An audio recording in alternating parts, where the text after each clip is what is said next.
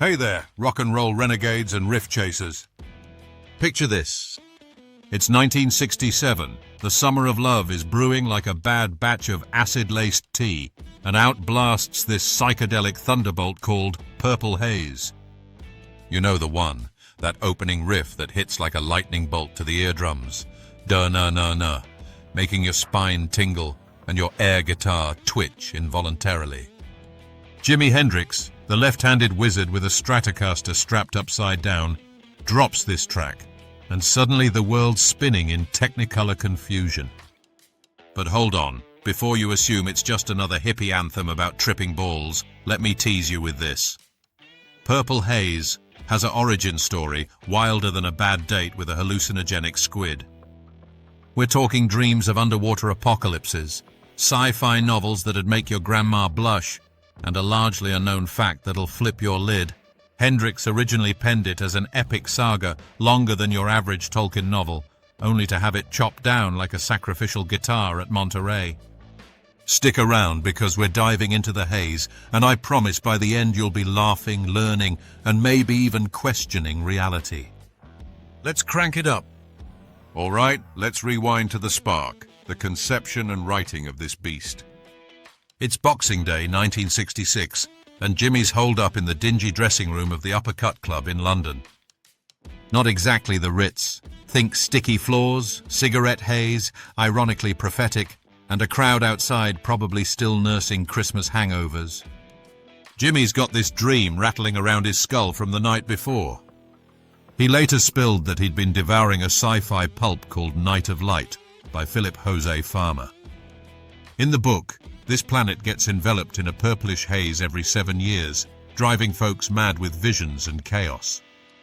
Sound familiar? Jimmy nods off and bam, he's wandering under the sea, lost in a foggy purple shroud, his family vanishing, the world turning upside down. He claimed Jesus himself pulled him out of the murk, which is Hendrix code for divine intervention via electric guitar. But here's the kicker. The largely unknown nugget that'll make trivia night your bitch. The original draft wasn't some tidy 3-minute ditty. Oh no, Jimmy scrawled out pages upon pages, some say up to 18, of this sprawling, apocalyptic tale. It was like Dune meets a bad acid trip, full of cosmic wanderings and existential dread. His manager, Chaz Chandler, peeked over his shoulder and went, "Mate, that's brilliant, but we're making a single, not a bloody opera." So they hacked it down to the essence we know. Imagine if they'd kept it all. We'd have a 45-minute prog rock epic, and prog bands everywhere would owe Jimmy royalties for inventing the genre prematurely. What if Pink Floyd had beaten him to it?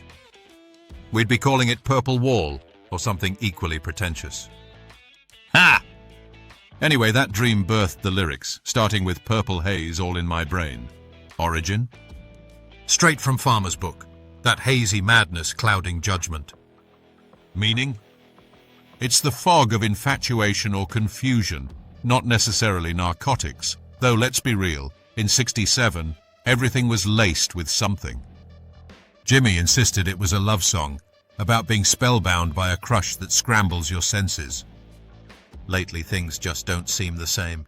That's the disorientation of falling hard, or maybe just London fog after too many pints. And actin' funny, but I don't know why. Pure bewilderment, like waking up with someone else's socks on. Jimmy's smirking from the grave, knowing we'd overthink it. Now, fast forward to the album and release Shenanigans, because nothing in rock history goes smooth, especially when you're reinventing the wheel, or in this case, the fuzz pedal.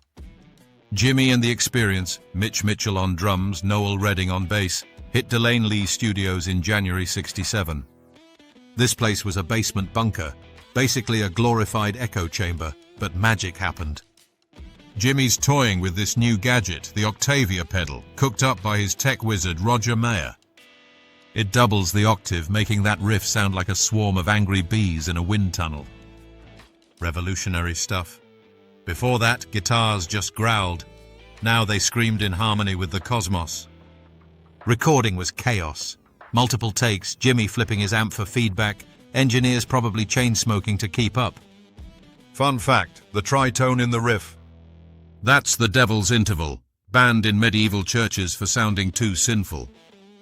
Jimi's like, hold my beer, and turns it into psychedelic gospel. The single drops March 17th in the UK on Track Records, backed by 51st anniversary. Shenanigans ensue. BBC sniffs drugs in the lyrics and bans it initially, thinking Haze means LSD fog. Jimi's all innocent. Nah, it's about a dream. But wink wink, the counterculture laps it up. In the US, it's on Reprise, part of the Are You Experienced album, which hits in May. Album art. That fisheye lens photo of the band looking like escaped mental patients, perfect. Release drama, chart battles with the Beatles' Sgt. Pepper, but Purple Haze claws to number 3 in the UK. Imagine the boardroom at the label. This guy's playing with his teeth, sell it. What if they'd censored it entirely? We'd have Lavender Mist, or some watered-down bollocks, and rock would still be stuck in the 50s. Pardon the pun, but that would have been a real buzzkill. Buckle up, because now we're climbing to mythic status, controversies, culture clashes, and the ripple effects that turned Purple Haze into a cultural Molotov cocktail. First off, the big controversy. That infamous line, "Excuse me while I kiss the sky." Half the planet mishears it as "kiss this guy," sparking endless gay panic jokes in conservative circles. Jimi leaned into it live, sometimes mouthing "kiss this guy" while pointing at Mitch just to troll. Origin of the phrase? Pure Hendrix poetry, reaching for the heavens, ambition on steroids, or maybe a sly nod to getting high as a kite. Meaning? Transcendence, baby, breaking free from earthly BS. But in '67, with Vietnam raging and civil rights boiling, it became an anthem for rebellion. Culture ripple. This track kickstarts psychedelic rock, influencing everyone from Cream to Sabbath. Fashion. Purple everything. Hats, scarves, even Haze-inspired tie-dye that looked like someone barfed Skittles. Obscure trivia alert. Hendrix performed it at Monterey Pop in June '67, right before torching his guitar. That set? It catapulted him to US stardom, but lesser known is how Purple Haze soundtracked anti-war protests, its disorienting vibe mirroring the era's madness. Satirical swipe. Imagine Nixon hearing it. Purple what? Sounds communist. What if Jimi had gone pop instead? We'd have bubblegum breeze and Woodstock would have been a tea party. Controversies piled on. Drug rumors dogged it, despite Jimi's denials. He told interviewers, "It's not about acid, it's a love haze." But come on with lines like, "You got me blowing my mind." Origin from that underwater dream panic, meaning overwhelming passion or existential flip-out. We all know the subtext. And, is it tomorrow or just the end of time?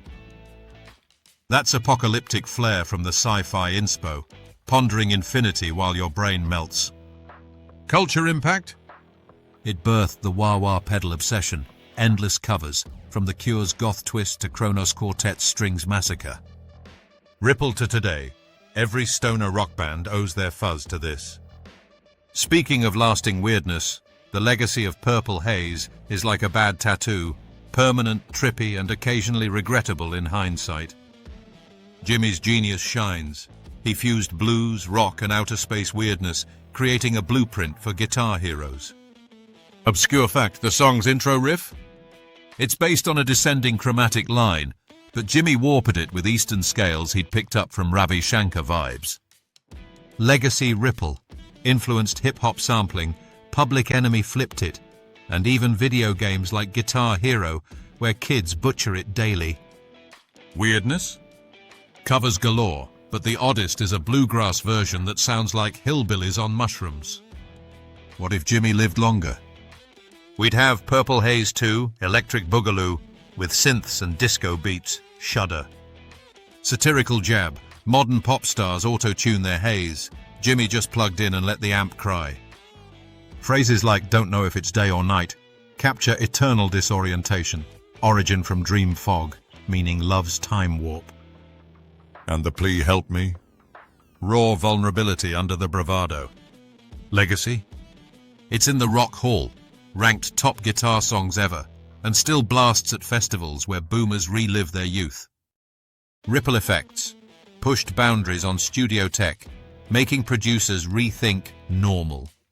Weird fact, some claim Purple Haze was a Monterey pop acid strain, but Jimmy swore blind it wasn't. Believe what you want, the haze endures. Whew. We've navigated the purple fog, laughed at the absurdities, and uncovered that epic original draft secret. If this trip through Hendrix's haze has you buzzing, smash that like button, subscribe for more rock deconstructions that'll make your grandma headbang, and drop a comment, what's your wildest misheard lyric? Until next time, excuse me while I kiss the sky, or this guy, whatever floats your boat. Rock on.